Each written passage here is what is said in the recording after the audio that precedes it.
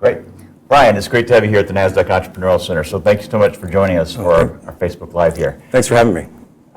So we're at the Nasdaq Entrepreneurial Center, as I mentioned. So first question would be really, what does entrepreneurship mean to someone like yourself?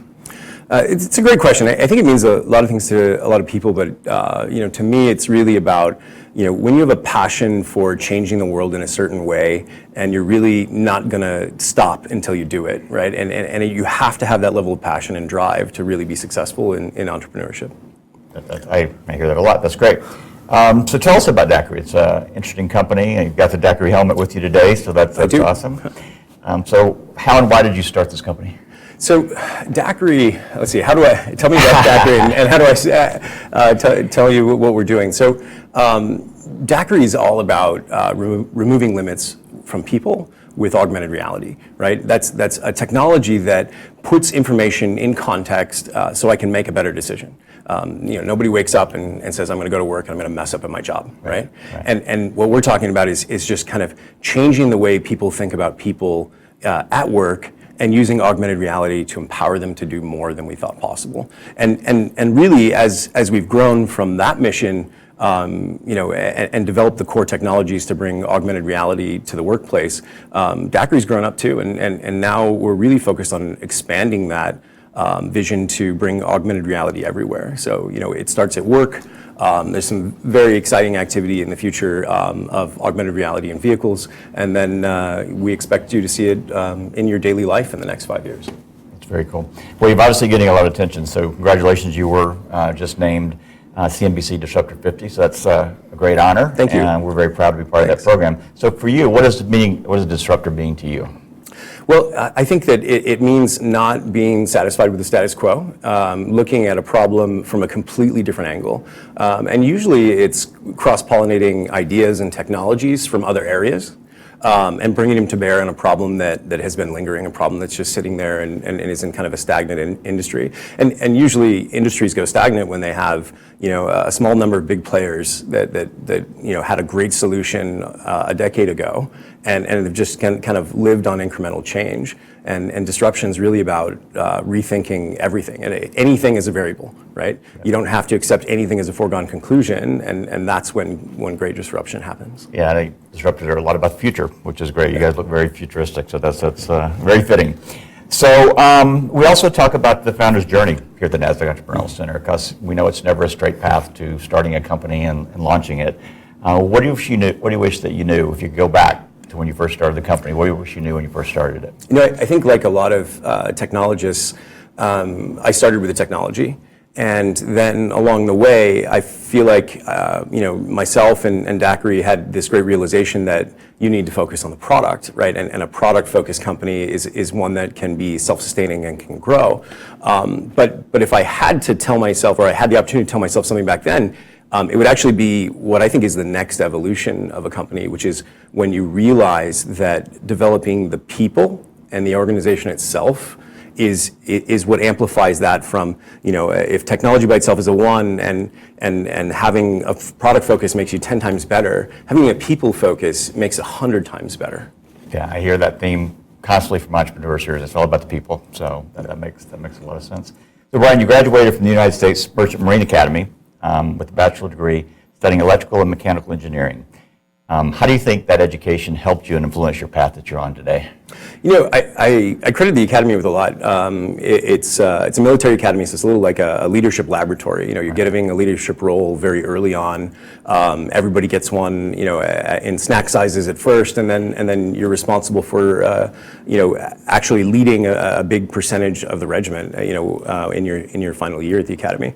That by itself was fantastic and helped me to understand very quickly, the role that the teams play.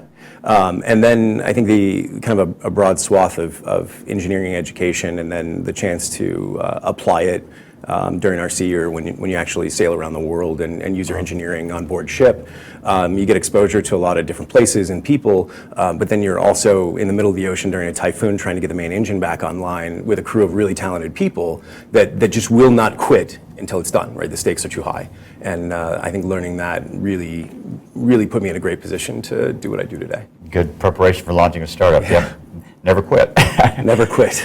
So tell us about the future of what you see as augmented reality and 4D. What are you excited about, and what is your biggest fear in the space?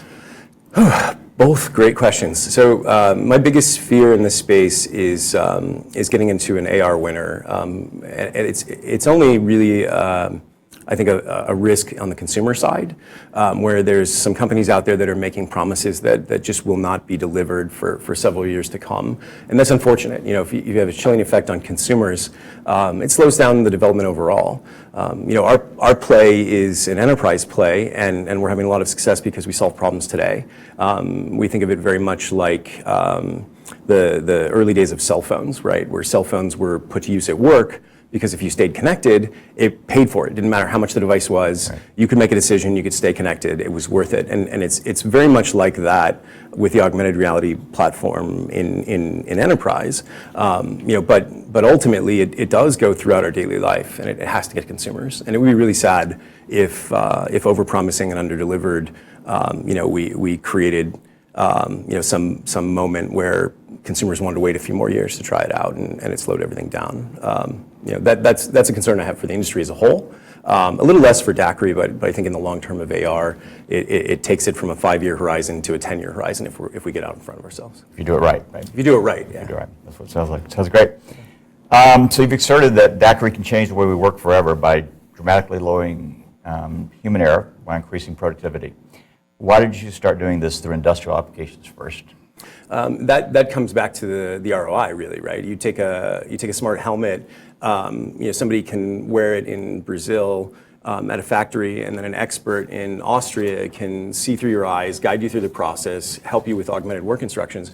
That expert doesn't have to get on a plane. That expert, can help you get the equipment and the entire factory back up online faster. So there's less downtime. There's less travel cost. The ROI is nearly instant, right? And that is what gives us the opportunity to get really good at making augmented reality products. Augmented reality products with twice the field of view of anything else that's on the market. Because you have to have that, right? Tracking that'll work indoors and outdoors and be reliable. Designed for a battery life that lasts an entire shift. An entire shift in the real world can be 12 hours, right? You can't shut down after 2. It's just not going to work. Yeah. Wow. It's interesting. That's a great, big, huge, obviously a huge market too, as far as the industrial market goes. Absolutely. So a big opportunity for you. That's great. So getting back to entrepreneurship, again, impressive what you've been able to build to date. And we always like to give advice back to the other entrepreneurs that might be listening today.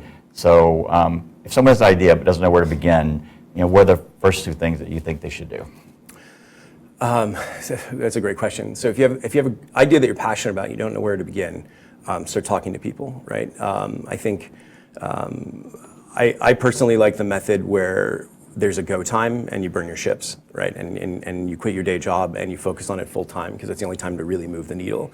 That doesn't mean go take unnecessary risks. Like, you have to balance the risks every step of the way. A good entrepreneur is all about balancing risks. But if you're so passionate about the idea and you're certain that it's going to succeed, there will be a moment where you have to decide to jump in and do it as your full-time job. And if you don't take that first step, then it's just not going to work out for you. The second thing, it's just as important, is get the right partners, right?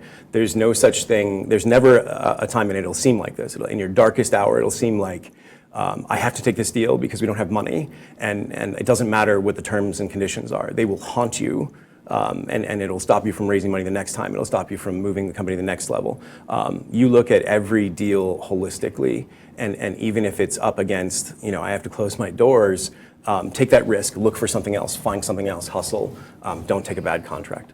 Wow, that's great advice. I mean, it's definitely the passion and that risk ability is what makes an entrepreneur, being willing to take that risk. So really great advice for those folks out there that are listening.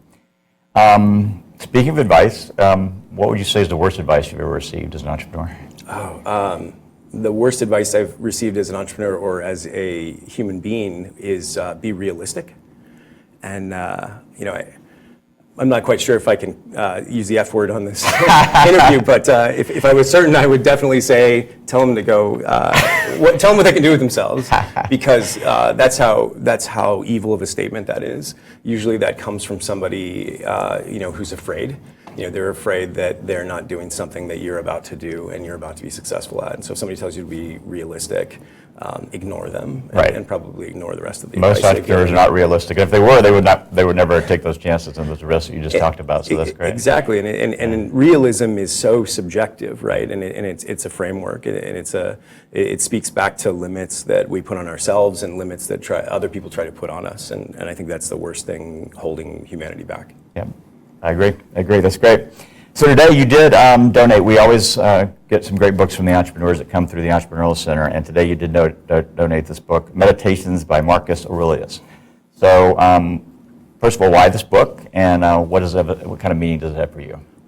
So Meditations is one of my favorite books. Obviously, I think one of the most interesting leaders in history, a Roman emperor, but it's really about Stoic philosophy, right? And I think that a combination of Stoic philosophy and actual meditation, has changed my life, made me, easily 10 times more effective than I was before that.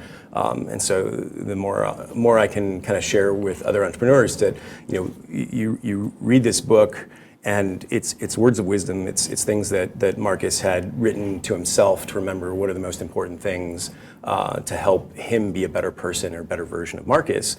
And I think that it's something that we can all do. If you can read this and be inspired by it, or perhaps even take it into your own life to, at the end of your day, write down what you learned, you'll get 10 times more out of your day, out of your life, and be more effective. Great. Well, thanks for the book. We appreciate that. We'll add it to our library and share it with other entrepreneurs here at the Entrepreneurial Center. One last question, because I think the audience always likes to learn a bit more about you. So you live in LA. What do you do to relax on weekends, and what's your favorite thing to do? It's a great question. I think that I love to read. I love to tinker and hack and build things. So I'm always making something, whether it's in one of the labs at the office or in my own garage. So even on weekends you're inventing. you're creating something. Yeah, I mean, there's no, if you're really doing what you're supposed to do, there's no line between the week and the weekend, the work. You're always working. You have to leave and you have to refresh and you have to get other perspectives to make your ideas better. But you're always passionate about the things you're passionate about, and you should embrace that. You shouldn't try to fight it. You shouldn't artificially try and get away from it.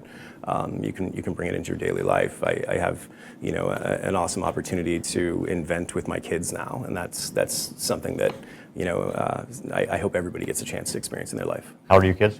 I have three. They're 4, 5, and 9. Wow. So yeah, busy ages. So yeah, that's what you do for ages. fun. Then. Yeah. So invent with the kids, and sometimes instead of cutting metal in the CNC, it's building our ideas out of Legos. But you invent with what you have in front of you. Very cool.